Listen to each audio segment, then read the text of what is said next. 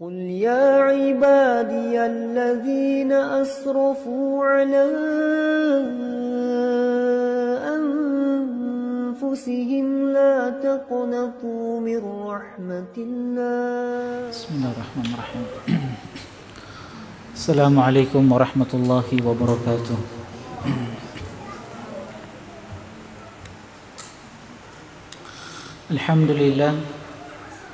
الحمد لله الكريم المنان ذي الفضل والإحسان الذي هدانا للإيمان وفضل ديننا على سائر الأديان والصلاة والسلام على نبينا محمد النبي الأدنان الذي أرسله الله هاديا ومباشرا ونذيرا وداعيا إليه بإذنه وسراجا منيرا. أما بعد، فإن أصدق الحديث كتاب الله وخير هدي محمد صلى الله عليه وسلم وشر الأمور محدثاتها فإن كل محدثة بدعة وكل بدعة ضلالة وكل ضلالة في النار. Ma'asyiral muslimin, jamaah sekalian, ikhwani wa akhwati fillah rahimani wa rahimakumullah. Alhamdulillah, kembali kita melanjutkan kajian rutin kita dari pembahasan kitab Tafsir Juz Amma, yang insyaallah kita akan membahas surat yang ke-9 dari Juz Amma, yaitu surat At-Tariq.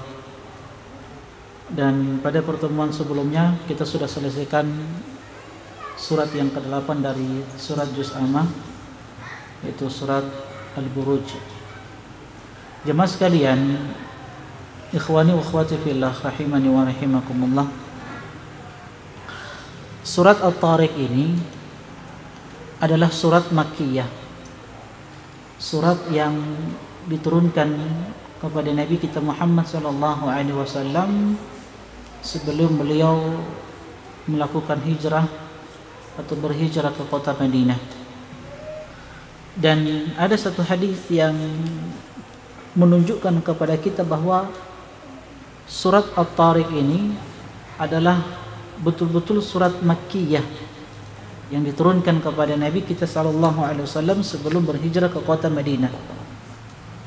Hadis yang diriwayatkan oleh Imam Ahmad dan At-Tabrani dari seorang sahabat yang bernama Khalid Al-Adwani radhiyallahu taala anhu. Beliau menyebutkan atau pernah menuturkan bahwasanya suatu hari beliau melihat Rasulullah sallallahu alaihi wasallam di pasar Thaqif ketika beliau sallallahu alaihi wasallam berdakwah di tengah-tengah masyarakat Taif, khususnya di kabilah Thaqif ketika itu. Maka Khalid Al-Adwani radhiyallahu taala anhu dalam keadaan musyrik, beliau mendengarkan Nabi sallallahu alaihi wasallam membacakan surat ini, was-samaa'i wat-tariq. Maka setelah beliau memeluk Islam, setelah Islam berkuasa di Mekah ketika itu, beliau menceritakan kisah ini. Dan penduduk Taif ketika itu bertanya kepada Khalid radhiyallahu taala anhu tentang apa yang beliau dengar dari Nabi sallallahu alaihi wasallam. Maka beliau membacakan surat ini. Ini dalil yang sangat jelas menunjukkan bahwasanya surat ini, surat At-Tariq, adalah surat Makkiyah. Dan juga dalil ini jemaah sekalian, hadis ini mengajarkan kepada kita bahwa memang orang-orang Arab itu memiliki kekuatan hafalan yang luar biasa. Di antaranya apa yang disebutkan oleh Khalid Al-Adwani radhiyallahu taala anhu ketika beliau dalam keadaan musyrik mendengarkan surat yang dibacakan oleh Nabi sallallahu alaihi wasallam itu dihafalkan oleh beliau, dan beliau masih ingat dan beliau paham benar tentang surat ini. Dan itu diceritakan kembali setelah beliau memeluk Islam, setelah Islam berkuasa di Mekah, setelah penaklukan kota Mekah oleh Nabi kita Muhammad sallallahu alaihi wasallam. Jadi memang orang-orang Arab ini punya kekuatan hafalan yang luar biasa jamaah sekalian. Kadang kita ini ada yang kita hafal dari Al-Quran, dari hadis-hadis Nabi SAW. Kadang mudah lupa ya. Kadang kita lupa. Ya, tentunya jemaah sekalian ada sebab-sebab yang menjadikan hafalan kita itu lemah. Di antara hal yang menyebabkan hafalan kita lemah itu karena memang dosa, maksiat yang kita lakukan, sesuatu yang kita lihat dari perkara yang diharamkan oleh Allah Subhanahu wa taala dan Rasulnya sallallahu alaihi wasallam. Dan ulama telah menyebutkan jemaah sekalian sebab-sebab yang bisa menguatkan hafalan kita. Dan seorang muslim, muslimah di dalam kehidupan dia di dunia ini jemaah sekalian harus ada hafalan. Minimal yang kita hafal sering kita sampaikan juz 30. Juz 30. Kita harus ada hafalan Al-Quran, ada hafalan hadis-hadis Nabi SAW. Kenapa jemaah sekalian kita butuh hafalan? Ulama-ulama dahulu, Masya Allah, di awal mereka menuntut ilmu, pertama kali yang mereka hafal adalah Al-Quran. Ibnu Jarir At-Tabari di umur 7 tahun itu sudah hafal Al-Quran. Imam Syafi'i di umur 9 tahun sudah hafal Al-Quran. Ulama-ulama dahulu ketika mereka menuntut ilmu, yang pertama mereka hafal adalah Al-Quranul Karim.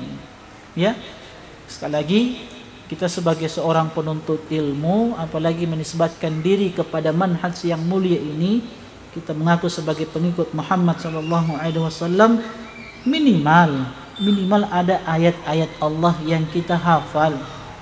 Dan sering saya sampaikan, ya juz 30. Juz 30. Kenapa jemaah sekalian? Ada satu hadis dari Nabi kita Muhammad SAW, hadis yang dikeluarkan oleh Imam Ahmad, At-Tirmidzi dan selainnya, di mana Rasulullah SAW bersabda, mudah-mudahan ini sebagai motivasi untuk kita, sebagai cambuk untuk kita, sehingga betul-betul kita bersemangat untuk menghafal ayat-ayat Al-Quran. Ada kalamullah, ucapan Allah yang kita hafal. Apa kata Nabi kita Muhammad SAW? Innal ladzi laisa fi jawfihi syai'un minal Qur'an kal baitil kharbi. Sesungguhnya kata Nabi SAW, orang yang tidak punya hafalan dari Al-Quran di dalam hatinya. Sekali lagi kata Nabi, innal ladzi laisa fi jawfihi syai'un minal Qur'an. Sesungguhnya orang yang tidak terdapat di dalam hatinya ayat-ayat Allah, Al-Quran, kalamullah, kal baitil kharabi, itu bagaikan rumah yang sudah rusak, rumah kosong yang sudah rusak, yang tidak bermanfaat lagi, yang tidak bisa dipakai lagi. Itu ibarat gambaran yang disebutkan oleh Nabi SAW bagi seseorang yang tidak punya hafalan dari Al-Quran, dari ayat-ayat Allah Subhanahu wa ta'ala. Bagaikan rumah yang sudah rusak. Sebab kalau rumah yang sudah rusak, layak tidak untuk ditempati. Ini tidak bisa memberikan manfaat lagi. Jelas ya?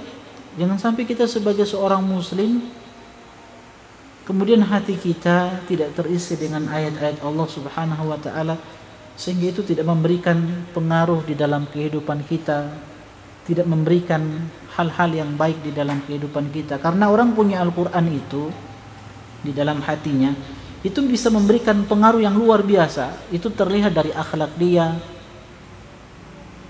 terlihat dari ucapan, perbuatan dia, muamalah dia, itu terlihat jelas ya, itu pengaruh Al-Quran.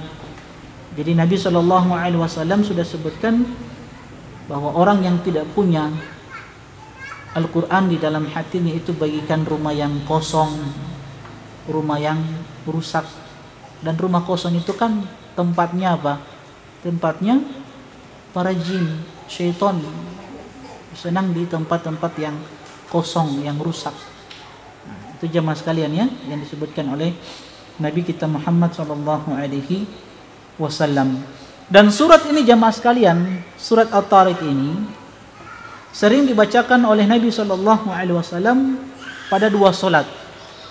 Anna Rasulullah sallallahu alaihi wasallam kana yaqra'u fi dhuhri wal asri. Jabir bin Samurah radhiyallahu taala anhu beliau menuturkan bahwasanya Nabi sallallahu alaihi wasallam sering membaca surat ini, surat At-Tariq, ya, pada salat zuhur dan asarnya. Allah sallallahu membaca surat At-Tariq, dan kadang Nabi sallallahu alaihi wasallam membaca surat Al-Buruj. Dua surat ini sering dibaca oleh Nabi sallallahu alaihi wasallam pada salat zuhur dan salat asar. Jelas ya? Baik, ma'asyiral muslimin, ikhwani wa akhwati fillah rahimani wa rahimakumullah. Kita masuk ayat yang pertama. Allah Subhanahu wa taala berfirman, was-samaa'i wat-tariq. Allah bersumpah dengan dua makhluknya, demi langit, wat-tariq. Wat-tariq sesuatu yang datang di malam hari. Di tariq itu artinya sesuatu yang datang di malam hari, al-ityanu bil laili. Sesuatu yang datang di malam hari itu namanya tariq. Pertama Allah bersumpah dengan langit. Dan ini sudah sering kita sebutkan. Kenapa Allah Subhanahu wa taala bersumpah dengan langit? Karena langit ini salah satu makhluk Allah Subhanahu wa taala yang sangat besar, yang bisa dilihat oleh hamba-hamba Allah Subhanahu wa taala. Makanya Allah bersumpah dengan langit. Wat-tariq, dan sesuatu yang datang di malam hari. Makanya orang Arab itu kalau terbukti Nabi kita Muhammad sallallahu alaihi wasallam beliau pernah menyebutkan kepada sahabat-sahabat beliau sallallahu alaihi wasallam tentang orang-orang yang melakukan safar, tentang suami-suami yang melakukan safar. Ketika mereka kembali dari safar mereka di malam hari, maka jangan langsung masuk ke rumahnya. Tunggu di pagi hari baru masuk rumah. Apa kata Nabi sallallahu alaihi wasallam? "Idza qadima ahadukum laila fala ya'tiyanna ahlahu turuqan." Ada kata-kata turuq. Ini kita mau bahas dari sisi bahasa. Apa tadi at-tariq? Sesuatu yang datang di malam hari. Buktinya apa? Kata Nabi SAW, apabila salah seorang dari kalian datang dari safarnya di malam hari, fala ya'tiyanna ahlahu, maka janganlah dia mendatangi istrinya, jangan masuk rumahnya di malam hari. Kenapa jemaah sekalian? Hatta tastahidda al-magibatu wa tamtashita hatta tamtashita, sampai wanita itu, istrinya itu bersiap-siap. Dia cukur bulu kemaluannya, dia sisir rambutnya, artinya bersiap-siap untuk menyambut suami.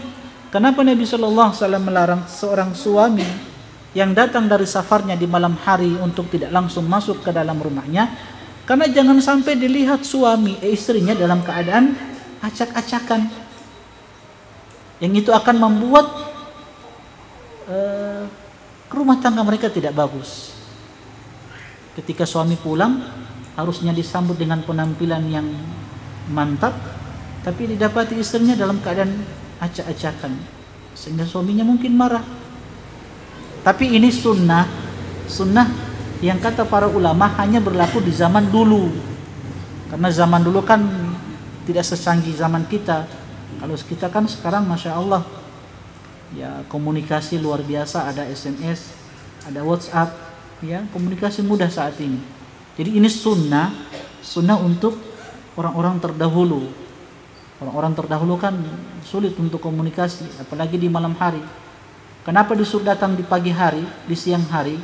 Orang-orang ketika melakukan safar, ketika mereka tiba di kota Madinah, baru masuk pintu gerbang kota Madinah, itu sudah tersebar berita si fulan tiba dari safarnya, dan itu sampai di rumahnya, sehingga istrinya apa?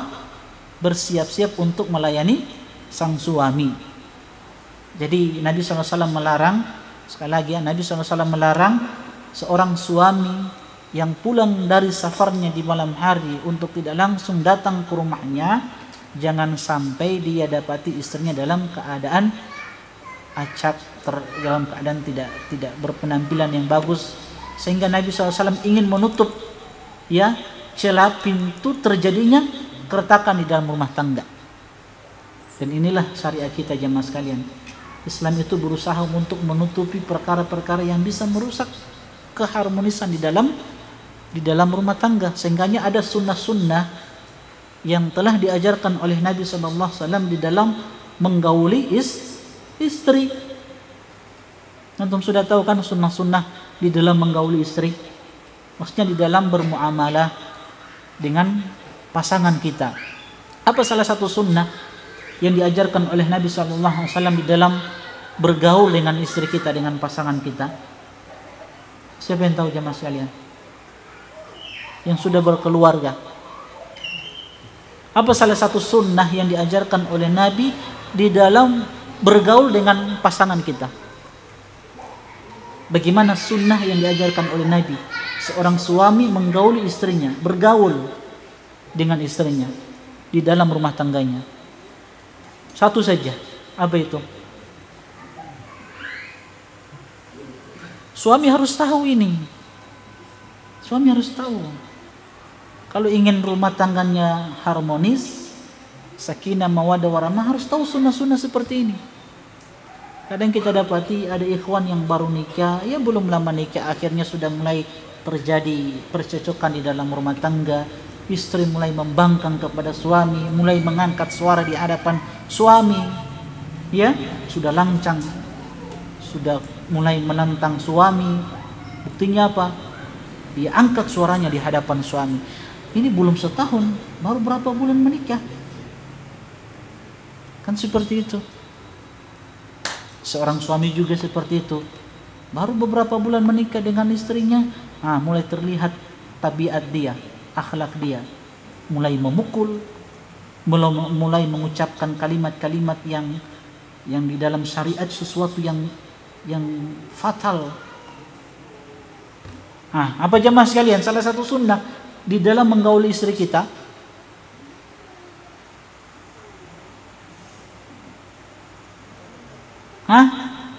jangan bilang Allahu a'lam.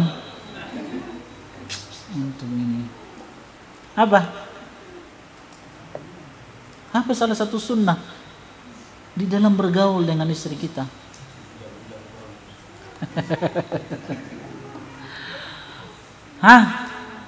Mana yang mau menikah ini? Jangan-jangan jomblo semua ini?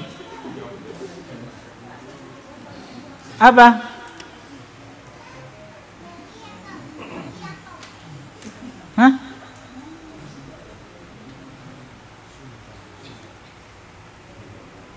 Sunnah bergaul dengan istri yang diajarkan oleh Nabi. Kita pernah sampaikan ini. Pembahasan biografi istri-istri Nabi kita sudah sampaikan. Pembahasan nikah A sampai Z di awal-awal pembahasan kita sudah sampaikan juga. Siapa yang tahu? Siapa yang pernah hadiri kajian anak romantisme Rasulullah SAW?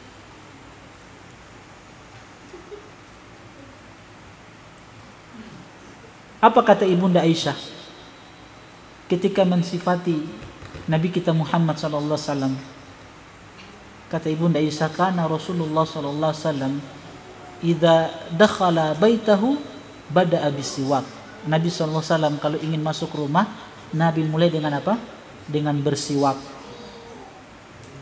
Bersiwak. Nabi bersihkan dulu apa? Mulutnya. Itu sebelum masuk rumah. Jadi ketika Nabi SAW masuk ke rumah bertemu dengan istrinya, Masya Allah, ketika istri ingin memeluk sang suami, apalagi ingin mencium sang suami, didapati aroma yang harum. Istri Masya Allah bersemangat, kan sudah menyambut sang suami.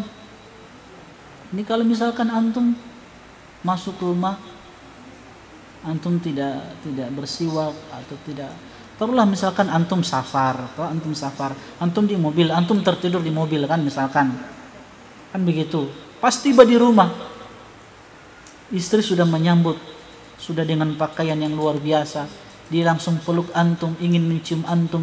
Tiba-tiba didapati aroma yang tidak bau, tidak sedap. Kira-kira bagaimana perasaan dia? Kan seperti itu. Bada abis siwak itu salah satu sunnah di dalam pergaulan dengan pasangan kita. Ketika kita ingin masuk ke dalam rumah, kita awali dengan apa sesuatu yang bisa yang bisa menjadikan istri itu senang kalau dia mencium sesuatu dari diri kita. Entah kita mau pakai yang harum-harum, kita mau bersiwak, ala kulli hal yang jelas kita membawa aroma yang harum masuk ke dalam rumah. Itu salah satu contoh sunnah bergaul dengan pasangan. Nah, contoh yang lain apa jamaah sekalian? Kenapa Nabi ajarkan semua ini? Sunnah-sunnah ini untuk apa? Untuk menutup apa? Celah terjadi apa? Percocokan di dalam rumah tangga. Kalau sudah di dalam rumah, apa yang dilakukan oleh Nabi? Kana fi mihnati ahlihi. Nabi itu membantu ibunda Aisyah di dalam rumah tangganya. Nabi menambal pakaiannya, Nabi menjahit pakaiannya, sandalnya yang sudah lubang, Nabi sendiri yang memperbaikinya. Apalagi di antara sunnah bergaul dengan pasangan kita jamaah sekalian.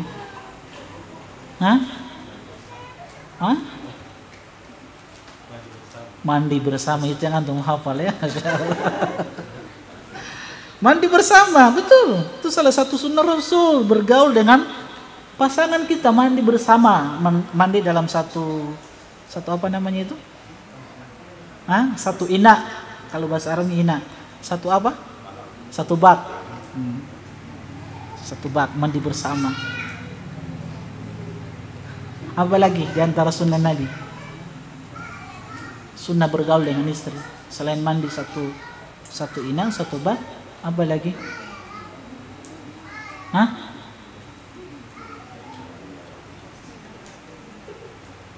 Makan bersama, minum bersama.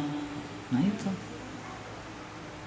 Tidak lain semuanya untuk bagaimana tercipta kehidupan rumah tangga yang harmonis, sakinah, mawaddah, warahmah. Ala kulli hal jamaah sekalian, ini perkara yang perlu kita perhatikan. Jadi intinya kata-kata apa? Turuqa. Nabi SAW melarang salah seorang di antara kalian ketika pulang dari safarnya di malam hari untuk langsung masuk ke dalam rumahnya. Tunggu keesokan harinya.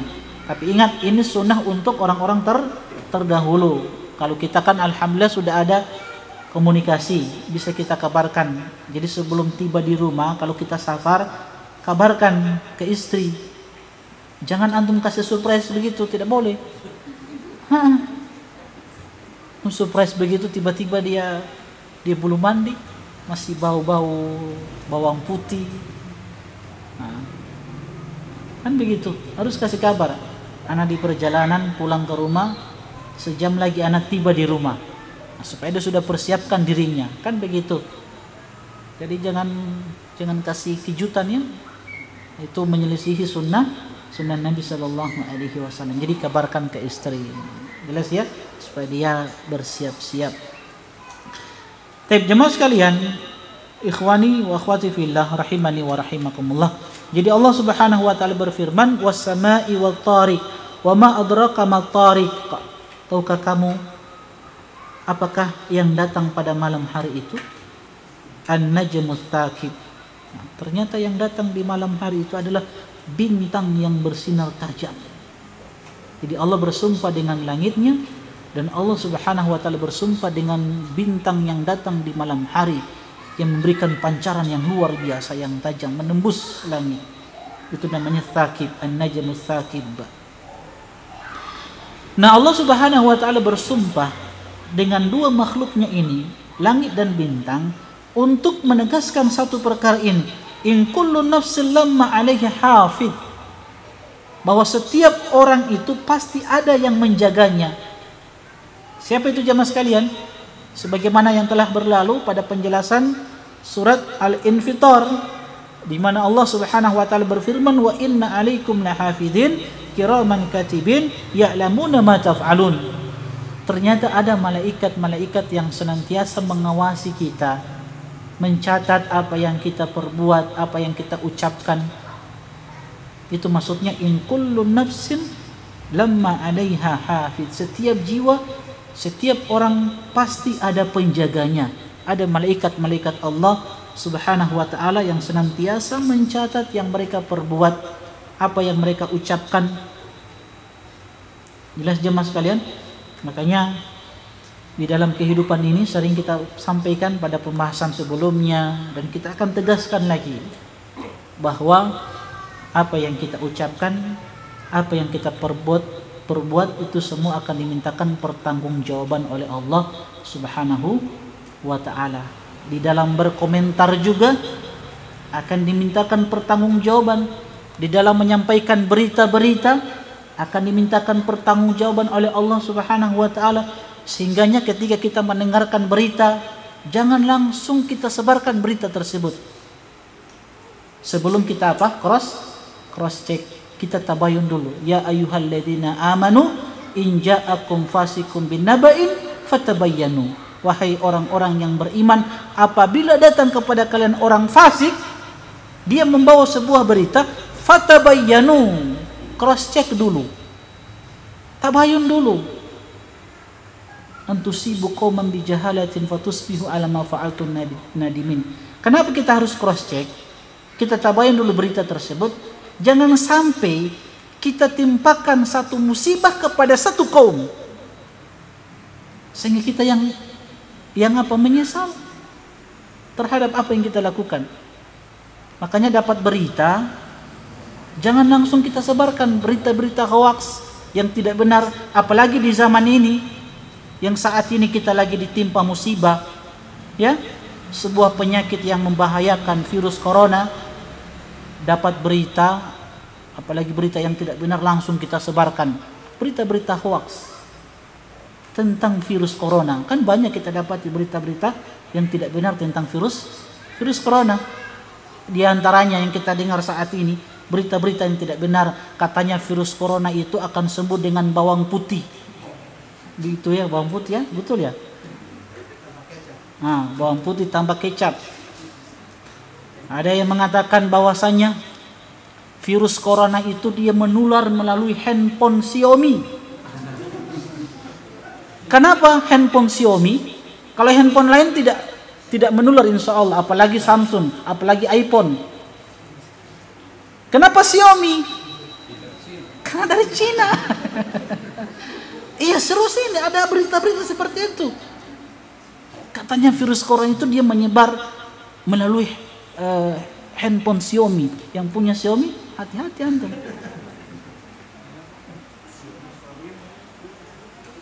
Ini kan tidak benar semua kan? Ini kan berita hoax semua. Ada lagi yang membawakan hadis-hadis batil. Dikatakan bahwasanya virus corona itu bisa hilang dengan apa? Dengan air wudhu. Dibawakan hadis-hadis Nabi. Pada semua batil, berdusta atas Nabi sallallahu alaihi wasallam. Ini akan dimintakan pertanggungjawaban oleh Allah. In kullu nafsin lamma 'alaiha hafiz.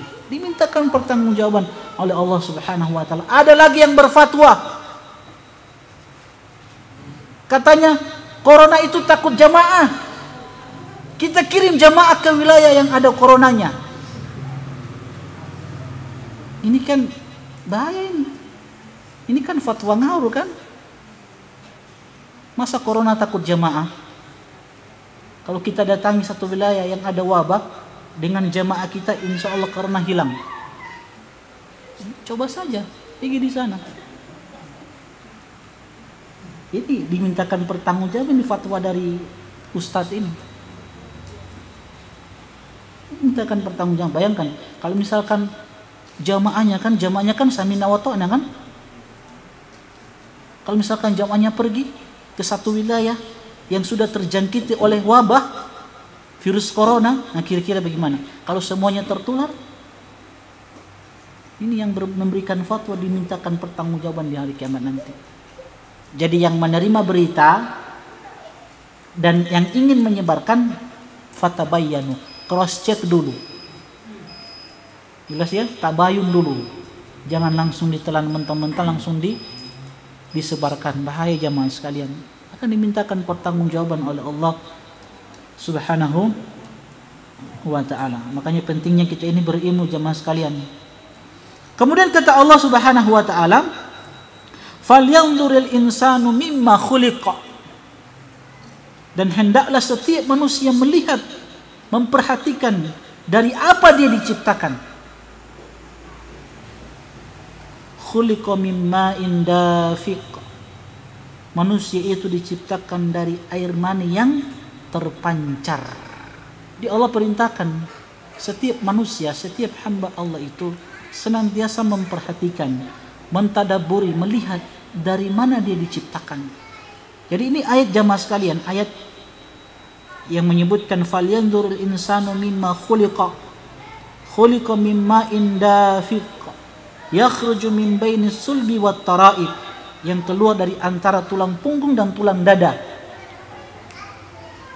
Jadi ayat-ayat ini jamaah sekalian, peringatan kepada hamba-hamba Allah Subhanahu wa ta'ala, peringatan kepada manusia, supaya apa jamaah sekalian? Supaya tidak lupa diri. Supaya tidak lupa diri, mereka ini adalah hamba Allah. Antum ini adalah hamba Allah yang lemah.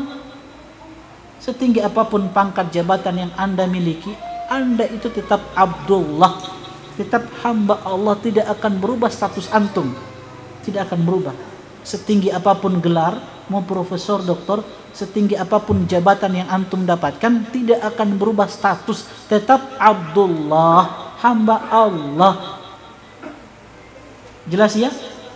Karena yang membedakan kita di sisi Allah adalah ketakwaan kita, bukan dari pangkat jabatan, ya, bukan dari kulitnya yang putih, tidak.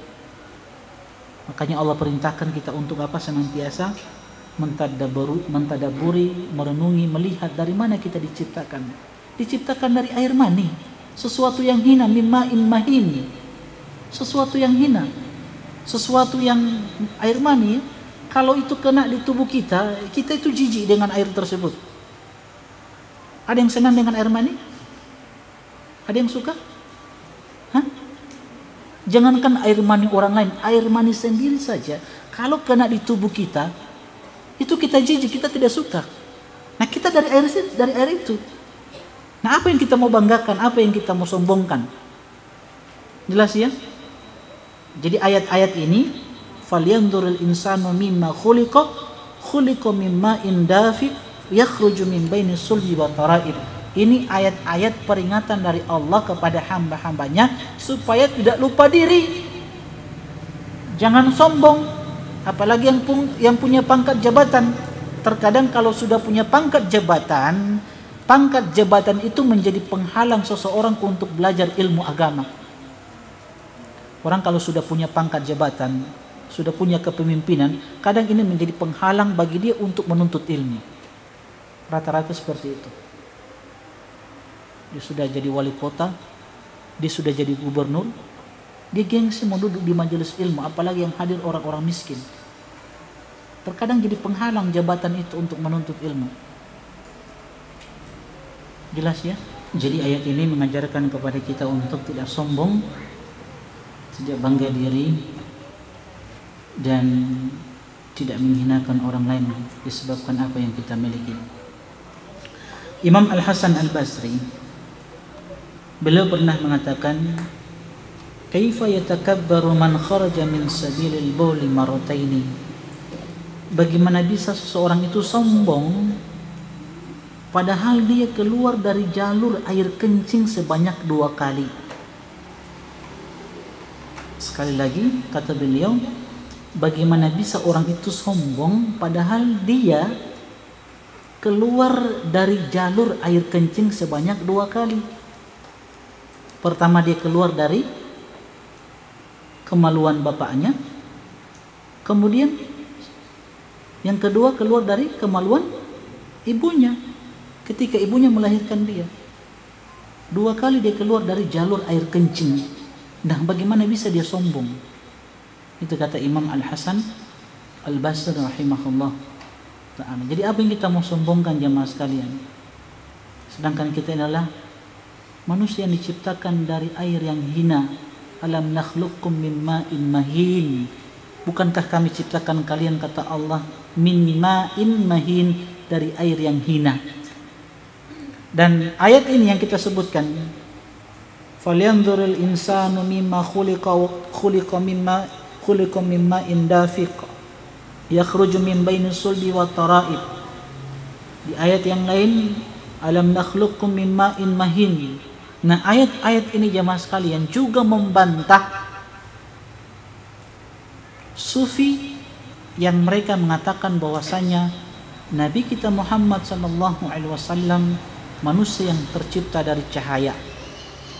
Jadi ini bantahan untuk mereka, orang-orang sufi yang mengatakan bahwa Muhammad itu tercipta dari nur, kata mereka.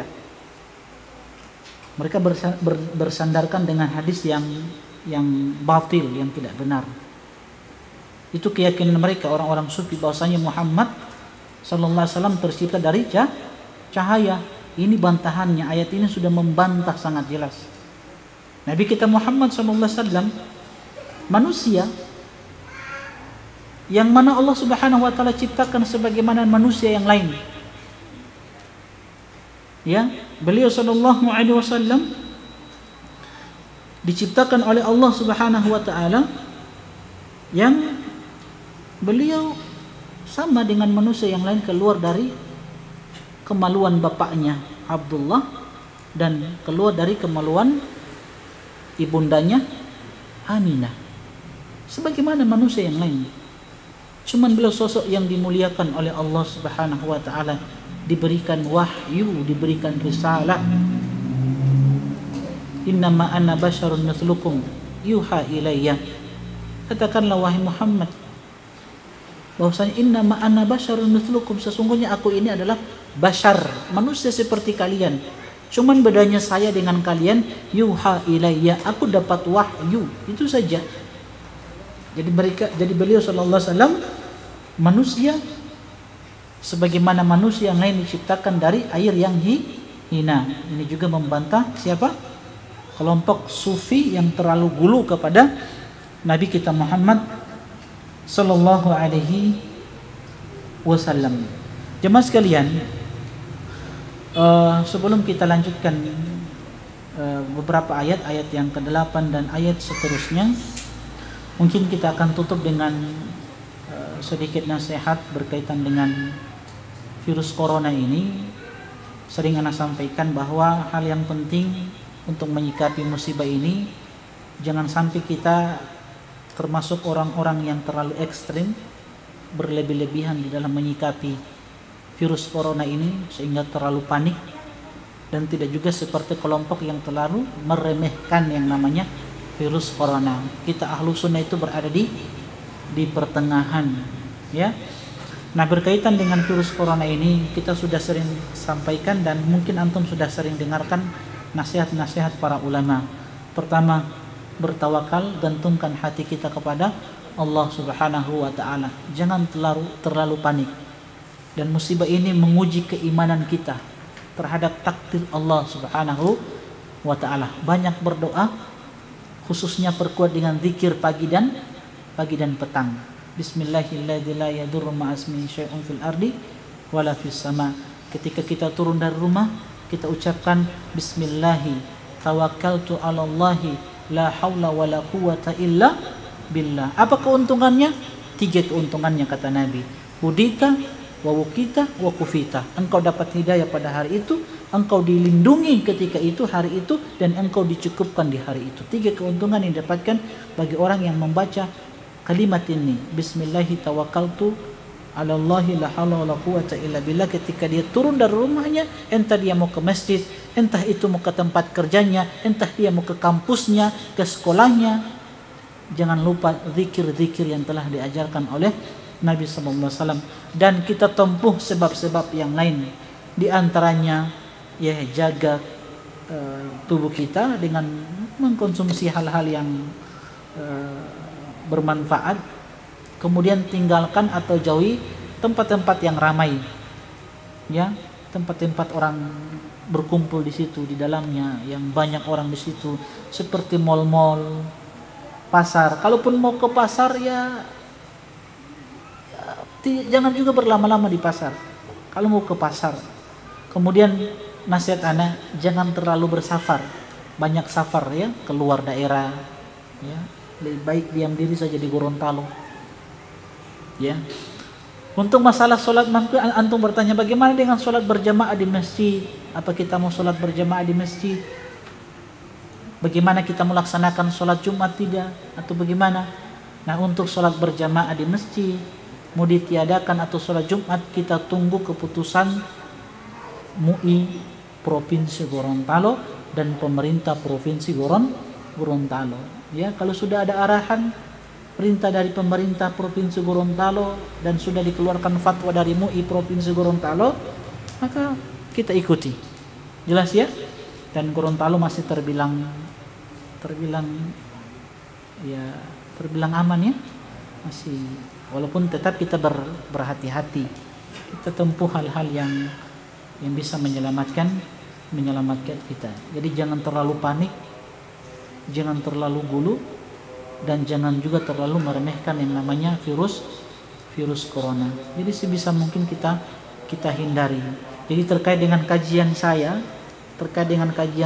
saya sampaikan di tempat ini, saya mengikuti apa yang diputuskan oleh pemerintah daerah, pemerintah Provinsi Gorontalo, dan kita menunggu fatwa MUI Provinsi Gorontalo. Jelas ya? Di beberapa daerah, sebagian daerah MUI sudah keluarkan fatwa, misalkan tidak meniadakan sholat berjamaah di masjid, sholat Jumat di masjid. Jelas ya? Dan untuk sholat Jumat diganti dengan sholat zuhur di rumah. Jadi tidak ada sholat berjamaah di masjid. Bukan berarti kita libur sholat, tetap sholat tapi di rumah. Jelas ya? Itu beberapa daerah MUI sudah keluarkan fatwanya. Tapi di beberapa daerah, semisal Bekasi, saya punya fatwa-fatwanya, saya dapatkan di grup-grup. Itu semacam Bekasi, MUI masih belum sampai pada fatwa meniadakan sholat berjamaah di masjid. Cuma sekedar himbauan untuk tetap menjaga diri, ya, dan melakukan hal-hal yang bisa menghindarkan diri mereka dari virus corona. Jadi beberapa daerah masih tetap ada kegiatan sholat berjamaah di masjid. Makassar, MUI Sulawesi Selatan sudah keluarkan fatwanya, memang tidak lagi melaksanakan sholat berjamaah di masjid. Begitu juga sholat Jumat tidak lagi dilaksanakan, tapi diganti dengan sholat zuhur di rumah masing-masing. Jelas ya? Jadi kita menunggu fatwa MUI. Kalau antum menunggu ustadz, kita bukan orang-orang yang layak untuk memberikan fatwa. Jelas ya? Jadi tetap kita ikuti fatwa MUI Provinsi Gorontalo dan pemerintah Provinsi Gorontalo sebagai bentuk ya keyakinan kita, prinsip kita Ahlus Sunnah, taat dan dengar terhadap pemerintah. Jelas ya? Wallahu ta'ala alam. Ini saja yang dapat Anda sampaikan. Insyaallah kita akan lanjutkan pada pertemuan selanjutnya. Subhanakallahumma bihamdik, asyhadu an la ilaha illa anta, astaghfiruka wa atubu ilaik. Assalamualaikum warahmatullahi wabarakatuh. قل يا عبادي الذين أسرفوا على أنفسهم لا تقنطوا من رحمة الله